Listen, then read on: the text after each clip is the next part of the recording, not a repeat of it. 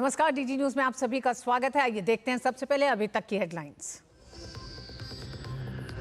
प्रधानमंत्री की अध्यक्षता में कैबिनेट ने जूट के एमएसपी में बढ़ोतरी को दी मंजूरी। राष्ट्रीय स्वास्थ्य मिशन के तहत उपलब्धियों को भी मिली मंजूरी।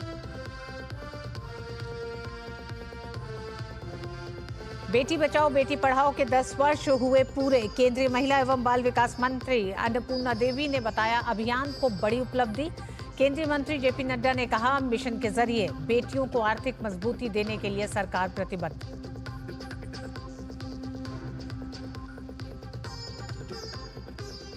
महाकुंभ की धरती पर योगी कैबिनेट की बैठक, कई अहम फैसलों पर लगी मुहर। लखनऊ स्टेट कैपिटल रीजन के तर्ज पर प्रयागराज, चित्रकूट, वाराणसी विंध्य डेवलपमेंट रीजन निर्माण को मंजूरी। सीएम योगी ने कैबिनेट के साथ लगाई पवित्र डुबकी।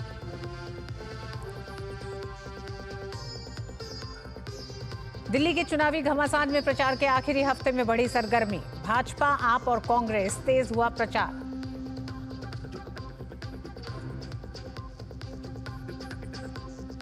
क्रिकेट में भारत और इंग्लैंड के बीच पहला टी20 मैच आज कोलकाता के ईडन गार्डन में होगा मुकाबला।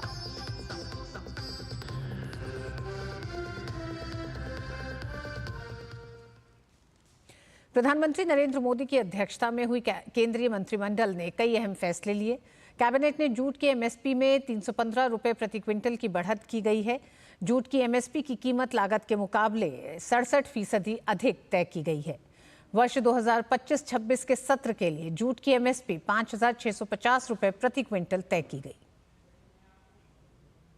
इस वर्ष 2025-26 के सीजन के लिए रॉ जूट की एमएसपी इसी आधार पर लगभग 6% बढ़ाई गई है। अब वो 5,650 रुपए प्रति क्विंटल रहेगी, जो लागत मूल्य से लगभग 67% ज्यादा है। तो 5,650 प्रति क्विंटल एमएसपी रॉ जूट पर, लागत से 67% अधिक। पिछले साल की तुलना में 315 रुपए बढ़त, जो 6% बनती है। इसी के तहत राष्ट्रीय स्वास्थ्य मिशन 2021 से 24 के तहत उपलब्धियों को मंजूरी दी गई है। नेशनल हेल्थ मिशन को आगे भी चालू रखने का, 5 साल के लिए नेशनल हेल्थ मिशन को आगे कंटिन्यू करने का आज अहम फैसला कैबिनेट ने लिया है। नेशनल हेल्थ मिशन के द्वारा जिस प्रकार के ऐतिहासिक टारगेट्स को मीट करने का काम गत 10 वर्षों में माननीय प्रधानमंत्री जी के नेतृत्व में हुआ है। वहीं प्रयागराज में आज महाकुंभ में योगी कैबिनेट की बैठक हुई, जिसमें कई अहम फैसले लिए गए। सीएम योगी ने कहा कि सभी मंत्रियों ने यहां पर महत्वपूर्ण मुद्दों पर चर्चा की। उन्होंने कहा कि महाकुंभ क्षेत्र को विस्तार देते हुए लखनऊ स्टेट कैपिटल रीजन के तर्ज पर प्रयागराज, चित्रकूट और वाराणसी विंध्य इसके बुनियादी ढांचे के लिए गंगा एक्सप्रेसवे का विस्तार किया जाएगा। गंगा एक्सप्रेसवे प्रयागराज से मिर्जापुर, भदोही से काशी, चंदौली होते हुए गाजीपुर में पूर्वांचल एक्सप्रेसवे से जुड़ेगा। प्रयागराज के लिए एक सुपर स्पेशलिटी हॉस्पिटल के लिए एक बॉन्ड जारी करने जा रहा है। प्रयागराज के साथ साथ इस पूरे क्षेत्र का एक सस्टेनेबल डेवलपमेंट के कार्यक्रम के साथ जोड़ने की कार्रवाई आदरणीय प्रधानमंत्री जी की प्रेरणा से इसको आगे बढ़ाने के लिए सरकार ने तय किया है। लखनऊ में हम लोगों ने स्टेट कैपिटल रीजन लखनऊ और उसके आसपास के जनपदों को मिलाकर के एक डेवलपमेंट का प्लान बनाया है।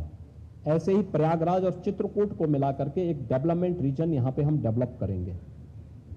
इसके लिए इंफ्रास्ट्रक्चर के लिए जो महत्वपूर्ण होगा वह एक गंगा एक्सप्रेसवे का एक्सटेंशन हम लोग देंगे। सीएम योगी ने बताया कि कैबिनेट ने बलरामपुर में पूर्व प्रधानमंत्री स्वर्गीय अटल बिहारी वाजपेयी के नाम पर मेडिकल कॉलेज स्थापित करने का भी निर्णय लिया है। बलरामपुर में स्वर्गीय अटल बिहारी वाजपेयी जी की कर्म भूमि रही है। उन्हीं के नाम पर जो केजीएमयू का सैटेलाइट सेंटर था उसे मेडिकल कॉलेज के रूप में स्थापित करने और मेडिकल कॉलेज में नेक्स्ट सेशन में उसको संचालित करने का निर्णय लिया गया है। इसके अलावा पीपीपी मोड पर 3 नए जनपदों में मेडिकल कॉलेज के निर्माण की कार्रवाई, जिनमें बागपत, हाथरस और कासगंज, इन 3 जनपदों में नए मेडिकल कॉलेज निर्माण की सहमति पर भी आज यहां पर सरकार ने अपना किया है। टाटा टेक्नोलॉजीज के साथ में मिलकर के प्रदेश के अंदर 62 आईटीआई को 5 centre of invention and incubation and training centre की स्थापना के बारे में भी एक नए प्रस्ताव को, जो एक प्रकार का हब एंड स्पोक मॉडल होगा और मॉडर्न एज कोर्सेज के साथ उत्तर प्रदेश के युवाओं को जोड़ने के लिए कार्यक्रम के साथ सहमति भी आज मंत्री परिषद ने यहां पर इस प्रस्ताव को भी दिया है।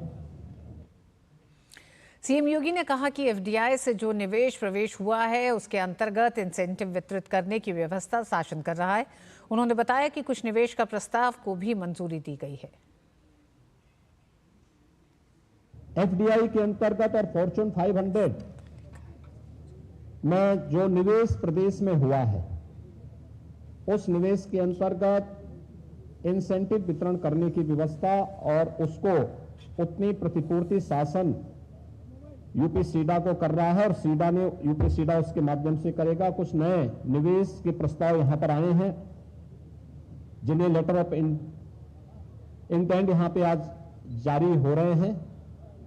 इनमें एक मिर्जापुर का है, 10,000 करोड़ रुपए से अधिक का निवेश का है, एक मुरादाबाद का है और अन्य 2 प्रस्ताव जिन पर आज यहां पर लेटर ऑफ इंटेंट के बारे में चर्चा हुई है। युवाओं को स्मार्टफोन और टैबलेट उपलब्ध कराने की भी स्कीम को यहां पे व्यवस्था दी गई है और यह युद्ध स्तर पर अगले कुछ समय के लिए सरकार ने इसके लिए धनराशि की व्यवस्था की। इसको हम उस कार्यक्रम की भी चर्चा हुई है। सीएम योगी ने बताया कि उत्तर प्रदेश एरोस्पेस और रक्षा एवं रोजगार से संबंधित नीति को 5 साल पूरे हो गए हैं। अब इसे नए सिरे से बनाने की व्यवस्था की है। प्रदेश के विकास से जुड़े हुए जो नीतिगत निर्णय हैं उन मुद्दों पर चर्चा हुई है। यहां पर अन्य महत्वपूर्ण मुद्दों के साथ साथ प्रयागराज के विकास से जुड़े हुए मुद्दों पर भी चर्चा हुई है। खासतौर पर प्रदेश सरकार के जो महत्वपूर्ण मामले हैं उनमें से उत्तर प्रदेश की जो एरोस्पेस और डिफेंस एंड एम्प्लॉयमेंट से संबंधित जो पॉलिसी है उस पॉलिसी 2024 के 2018 में हमने बनाई थी, उसी पॉलिसी के 5 साल पूरे हो चुके हैं। अब उसको नए सिरे से बनाने की व्यवस्था की गई है। और कैबिनेट की बैठक के बाद मुख्यमंत्री योगी आदित्यनाथ ने अपने पूरी कैबिनेट मंत्रियों के साथ त्रिवेणी संगम में पवित्र डुबकी लगाई। यूपी में कैबिनेट मंत्रियों का महाकुंभ में गंगा स्नान का वीडियो भी सामने आया है।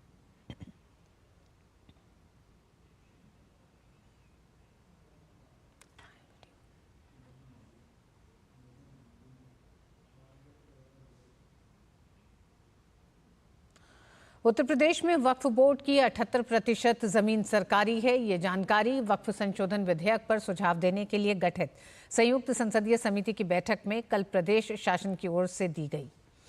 जेपीसी के अध्यक्ष जगदम्बिका पाल की अध्यक्षता में हुई बैठक में वक्फ बोर्डों और अल्पसंख्यक प्रतिनिधियों के पक्ष को सुना गया।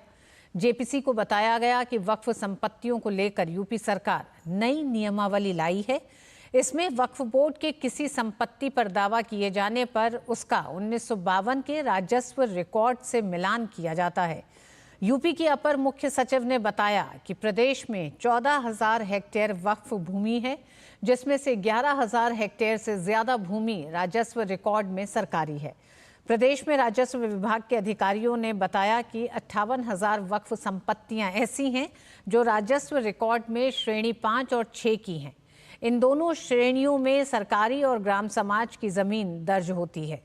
बलरामपुर अस्पताल, आवास विकास, एलडीए समेत तमाम विकास प्राधिकरण की जमीनों समेत भारतीय पुरातत्व सर्वेक्षण की जमीनों पर भी वक्फ अपना दावा कर रहा है, जबकि ये जमीन सरकारी है। आवास विकास व विकास प्राधिकरण की जिन जमीनों को वक्फ बोर्ड अपना बता रहा है, उन्हें इन दोनों संस्थाओं ने संबंधित नगर निकायों से नियमानुसार लिया है। सच्चर कमेटी ने यूपी की जिन 60 संपत्तियों को वक्फ की बताया था, उनके बारे में भी शासन की ओर से जेपीसी में स्थिति स्पष्ट की गई है। जेपीसी के अध्यक्ष जगदम्बिका पाल ने बताया कि 31 जनवरी से शुरू हो रहे बजट सत्र में समिति अपनी रिपोर्ट प्रस्तुत करेगी। उन्होंने कहा कि अल्पसंख्यक समाज की बेहतरी के लिए ये कानून लाया जा रहा है और उन्होंने कहा कि इससे पहले विभिन्न राज्यों में हमारी बैठक हो चुकी है।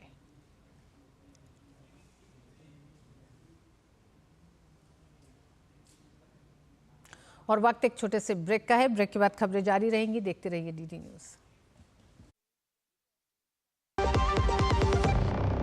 जब धरती चीर कर निकलता है लोहे का पत्थर और मिलता है मोंगिया के जोश से, फिर तपता है, पिघलता है और बनता है फौलाद। अब होता है सरिया सारी खूबियों के साथ। मोंगिया स्टील, मजबूत देश का मजबूत सरिया। दिल्ली विधानसभा चुनाव के दंगल में कांग्रेस ने आम आदमी पार्टी को घेरा है। वरिष्ठ कांग्रेस नेता अजय माकन ने दिल्ली के पूर्व मुख्यमंत्री अरविंद केजरीवाल पर 382 करोड़ रुपए के स्वास्थ्य घोटाले का आरोप लगाया। उन्होंने कहा कि केजरीवाल की दिल्ली सरकार पर लगाए गए आरोप गंभीर हैं और इस पर केजरीवाल को जवाब देना चाहिए। इस वक्त 14 सीएजी की रिपोर्ट्स, 14, एक नहीं, दो नहीं, 14 सीएजी की रिपोर्ट, इतनी भयानक रिपोर्ट है एक से एक, जिसमें भ्रष्टाचार के गंभीर आरोप केजरीवाल सरकार के ऊपर लगाए गए। भ्रष्टाचार के से भरे हुए पन्ने, जिसको एक ऐसे ही एक पन्ने को 14 में से एक, जो कि हेल्थ के मुतालिक है, जिसके अंदर मैंने ये देखा और पाया 382 करोड़ रुपए का घोटाला केजरीवाल के ऊपर सीधे सीधे इसके अंदर है।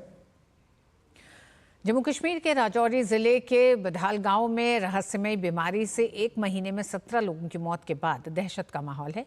इसी बीच राजौरी में रहस्यमयी बीमारी के 3 और मामले सामने आए हैं। इन सभी को जीएमसी राजौरी में इलाज के लिए भेज दिया गया है। मुख्य सचिव अटल डुल्लू ने रहस्यमयी मौतों को लेकर स्वास्थ्य अधिकारियों और पुलिस विभाग के साथ बैठक की। बैठक में रहस्यमयी बीमारी के रोकथाम के उपायों पर चर्चा की गई और उपायों को सख्ती से लागू करने का निर्देश दिया है। बैठक में अधिकारियों को गांव की आबादी की निगरानी के लिए उचित एसओपी तैयार करने का निर्देश दिया गया। क्वारंटीन किए गए लोगों की देखरेख के लिए भी व्यवस्था पर जोर दिया गया। मौतों के कारणों का पता नहीं चलने तक जांच जारी रखने की बात की गई है। मुख्य सचिव अटल डुल्लू ने गांव से नमूने लेने वाले राष्ट्रीय निदान संस्थानों से प्राप्त रिपोर्टों का अध्ययन करने का भी आग्रह किया। उन्होंने इन ग्रामीणों के जीवन की रक्षा के लिए हर संभव उपाय करने का निर्देश दिया है। उन्होंने पुलिस विभाग द्वारा गठित एसआईटी और गृह मंत्रालय द्वारा भेजे गए मंत्री स्तरीय दल सहित अन्य जांच एजेंसियों द्वारा अब तक किए गए कार्यों का भी संज्ञान लिया। स्वास्थ्य एवं चिकित्सा सचिव डॉक्टर सैयद आबिद राशिद शाह ने बैठक में बताया कि परिवारों को अलग थलग करने और परीक्षण के बाद उन्हें भोजन और पानी उपलब्ध कराने के लिए हर संभव उपाय किए गए हैं। किसी भी व्यक्ति में दिखाई देने वाले किसी भी लक्षण की निगरानी रखने के लिए स्वास्थ्य दल वहां तैनात है। स्थानीय पीएचसी, सीएचसी को तैयार स्थिति में रखा गया है। लोगों में दहशत पैदा हो गई कि अब हम कुछ कर भी नहीं सकते, अब ये पता भी नहीं चल रहा। तो हमें उम्मीद तो है, जो टीम आई है मरकज से भी और यहाँ की इंतजामिया बहुत कुछ कर रही है, इंशाल्लाह कुछ न कुछ इसका रिजल्ट जो आएगा तो लोग भी पुरअमन अपने घरों में कुछ न कुछ कर पाए। केंद्रीय स्वास्थ्य सचिव पुण्य सलीला श्रीवास्तव ने कहा है कि केंद्र सरकार ने स्ट्रोक सहित गैर संचारी बीमारियों की रोकथाम के लिए कई कदम उठाए हैं। राजधानी नई दिल्ली में फिक्की की ओर से आयोजित स्ट्रोक पर रोक सम्मेलन को संबोधित करते हुए उन्होंने कहा कि आईसीएमआर स्ट्रोक के प्रसार को ध्यान में रखते हुए देश भर में एक व्यापक स्टडी कर रहा है। देश के 500 जगहों पर स्ट्रोक यूनिट काम कर रहा है। स्वास्थ्य सचिव ने कहा कि आयुष्मान आरोग्य मंदिर में stroke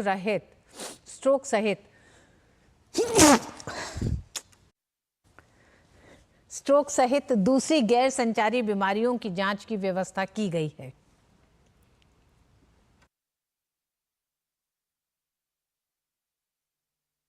We have various strategies under the Ayushman Bharat for the purpose. A lot of research is also being done by the Department of Health Research and ICMR to develop stroke care pathways with the research and innovation strategies that we have. And by developing good stroke care packages under the Pradhan Mantri Jan Arogya Yojana scheme, I'm sure we will be able to tackle the problem of stroke. Kerala सरकार की पलक्कड़ के काजीकोड में distillery परियोजना को मंजूरी के बाद राजनीतिक विवाद गहरा गया है। पिछले सप्ताह केरल कैबिनेट ने पलक्कड़ में ब्रूअरी और स्पिरिट उत्पादन संयंत्र स्थापित करने के लिए ओएसिस कमर्शियल प्राइवेट लिमिटेड को प्रारंभिक मंजूरी दी थी। इस परियोजना में भ्रष्टाचार, प्रक्रियागत उल्लंघन और पर्यावरण संबंधी चिंताओं को लेकर विपक्ष विरोध कर रहा है। शराब निर्माण इकाई स्थापित करने के लिए एक निजी फर्म को राज्य कैबिनेट की मंजूरी के खिलाफ भाजपा और कांग्रेस कार्यकर्ताओं ने पलक्कड़ में भी विरोध प्रदर्शन किया। विपक्ष के नेता वीडी सतीशन ने सरकार पर निशाना साधते हुए दिल्ली शराब नीति घोटाले से जुड़ी कंपनी को प्रोजेक्ट देने का आरोप लगाया। साथ ही उन्होंने सरकार पर गुप्त चर्चा करने और उचित निविदा प्रक्रियाओं को दरकिनार करने का भी आरोप लगाया। भाजपा नेता और पूर्व केंद्रीय मंत्री वी मुरलीधरन ने भी सरकार पर जमकर निशाना साधा। भाजपा नेता वी मुरलीधरन ने इस कंपनी के केरल आने का कारण केजरीवाल पिनराई संबंध बताया है। उन्होंने इस परियोजना से क्षेत्र की कृषि पर बुरा प्रभाव पड़ने पर भी चिंता व्यक्त की है। So the new company which has started or which has been given the permission to start a distillery is one which is involved, and one of the directors have been arrested in the Delhi liquor gate scam. It also points out to the Kejriwal Pinarayi nexus. So whether this nexus is an extension of the corruption that is already there in the Delhi liquor case, liquor policy, that is a question that has come up. Second is, without inviting any tender or any procedure, the Kerala government says that some new company comes and whoever comes will be given permission. The government has given permission to start liquor plants to one company, Oasis. And we have made another allegation that this company is involved in the liquor scam case in Delhi. And another case initiated against them by the Punjab Pollution Control Board and Central Pollution Control Board that they have polluted the groundwater and the surface water in Punjab where their plant is situating. So this government, without knowing anybody, those who are doing this similar business, they have given this license to this particular company. This is a clear case of corruption.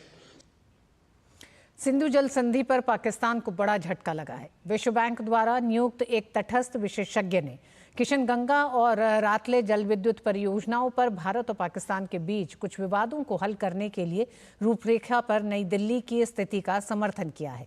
Bharat IWT के तहत तटस्थ विशेषज्ञ द्वारा मुद्दों के समाधान के पक्ष में है, वहीं पाकिस्तान उन्हें हल करने के लिए हेग में स्थायी मध्यस्थता न्यायालय का समर्थन कर रहा है।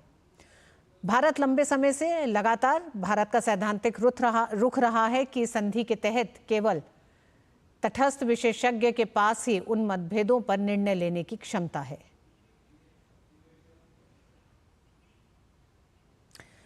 अयोध्या शहर में राम मंदिर में रामलला के प्राण प्रतिष्ठा समारोह की पहली वर्षगांठ है। इस अवसर पर भगवान राम की विशेष पूजा अर्चना की जा रही है।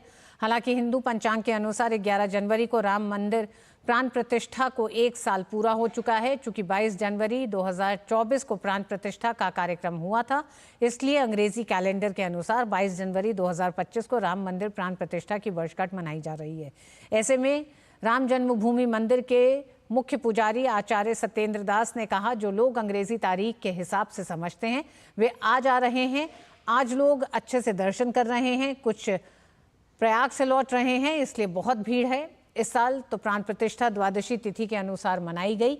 इसलिए अगले वर्ष भी उसी प्रकार मनाई जाएगी। प्राण प्रतिष्ठा समारोह की पहली वर्षगांठ पर राम जन्मभूमि मंदिर में भक्तों की भारी भीड़ उमड़ रही है। बहुत ऐतिहासिक पल है, लेकिन चूँकि हिंदी दिवस के अनुसार द्वादशी को हुआ था, इसलिए वही 11 तारीख को द्वादशी पड़ी और उसी में ये जो वार्षिक उत्सव होता है उसको मना लिए। लेकिन बहुत लोग जानते थे कि 22 जनवरी को भगवान के प्राण प्रतिष्ठा हुई थी, इसलिए 22 जनवरी को भी आकर के वो दर्शन कर रहे हैं। वहीं बाबरी मस्जिद के पूर्व पक्षकार इकबाल अंसारी ने रामलला मंदिर प्राण प्रतिष्ठा की वर्षगांठ पर कहा कि अयोध्या धर्म की नगरी है, यहाँ हर जाति हर धर्म के देवी देवता मौजूद हैं और सभी धर्म के लोगों को मिलकर रहना चाहिए। हम हर देवी देवता का सम्मान करते हैं, भगवान राम का भी सम्मान करते हैं। हम भी आज के दिन वहाँ गए थे, सभी का साथ था और उस वक्त जो है भाईचारा था और साथ साथ दर्शन था। लोग उससे जो है भगवान के बताए हुए रास्ते पे लोग चलें और अयोध्या में हनुमान जी का मंदिर है, सरजू नदी है और सारे देवी देवताओं का यहाँ एक जो है मंदिर है। करोड़ों की संख्या में लोग अयोध्या में जो है आए गए और आते ही रहते हैं। आज भी बहुत भीड़ है, आज 22 तारीख है, सबके लिए आज बहुत खास दिन है और लोग जो है आवें अयोध्या और भगवान के बताए हुए रास्ते पे चलें। और बात खेल की, पहली बार आयोजित हुए खो खो विश्व कप के सफल आयोजन पर kho kho federation of India के महासचिव MS त्यागी ने कहा कि यह आयोजन एक सपना पूरा होने जैसा है। DD न्यूज के साथ खास बातचीत में उन्होंने क्या कहा, ये सुनाते हैं। खो खो विश्व कप 2025 भारत का सपना, भारतीय खेल का सपना, मिट्टी का सपना, जो कि मैट पर पूरे विश्व ने देखा। खो खो विश्व कप 2025 के मंच पर एक सपना सच होते हमने देखा। क्या कहेंगे, ये एक सफलता के तौर पे पूरी दुनिया देख रही है, जिस तरीके से हमारा खेल एक वैश्विक मंच पर एक शानदार अपनी उपस्थिति दर्ज कराई। प्राउड से मैं कहूँगा कि आज हमारा जो खो खो है, जो हमारी ये आत्मा है खो खो देश की, ये आज पूरे विश्व के अंदर छा गई है। और आप लोगों ने देखा होगा कि दिल्ली के अंदर इतने बड़े स्टेडियम में इतना क्राउड आना और उसको इस तरीके से फेलिसिटेट करना जैसे एक त्यौहार के रूप में होता है। मुझे तो वो याद आ गया कि एक तरफ कुंभ हो रहा है, दूसरे तरफ खो खो कुंभ हो रहा है, तो दोनों कुंभों का समन्वय जो चल रहा था, वाकई वो एक मेरे लिए एक मैं अनुभव कर सकता हूँ, मैं बयान नहीं कर सकता। दुनिया की जो है 39 टीमें इस मंच पर उतरी थी एक साथ, इसके बारे में बताइए। मैं ये कहना चाहूँगा कि जो एक स्पोर्ट्समैन स्पिरिट जिसे हम कहते हैं, वो इस खेल के अंदर हमें देखने को मिली। आपने देखा होगा कि जो विश्व से जितनी भी टीमें आई, सब ने बहुत अच्छा प्रदर्शन किया। इतने शॉर्ट पीरियड में जो उनकी इंटेलिजेंसी और जिनका खेल और जो उनकी तकनीक थी, वाकई सराहनीय थी।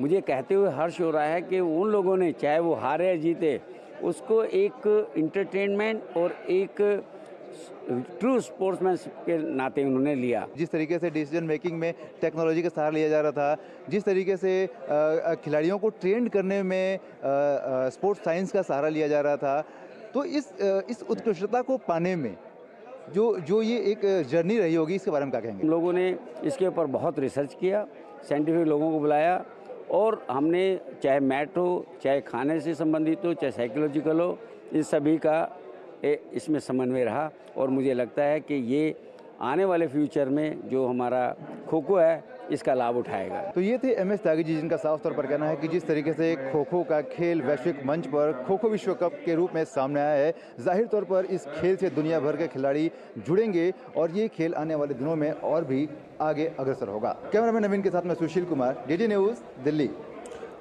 और इस बुलेटिन में बस इतना ही। मुझे दीजिए अनुमति। नमस्कार।